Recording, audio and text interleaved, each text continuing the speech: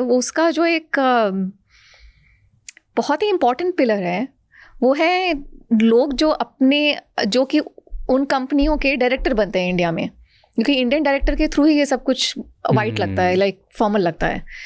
Because Indian में वो registry जो हमारे सिस्टम होता है कॉर्पोरेट अफेयर्स का, उसमें तो उनका ही नाम आता है।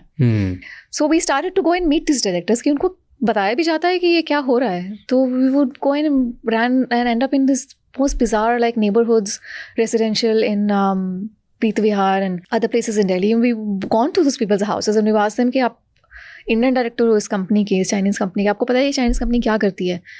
एंड दे वुड से कि हमें तो नहीं पता, हमें बोला था कि 10,000 मिलेंगे हर महीने के, और उसका अपना कोई बिजनेस है, शॉप वगैरह है।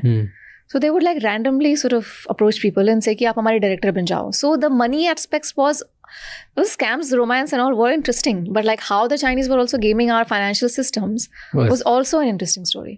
Really? तो डायरेक्टर्स को पता ही नहीं होता था क्या? हाँ, डायरेक्टर्स को पता ही नहीं होता है। कितना पैसे बनते हैं इसमें? कितने बना रहे होंगे वो उस टाइम पे स्कैम रोमांस में?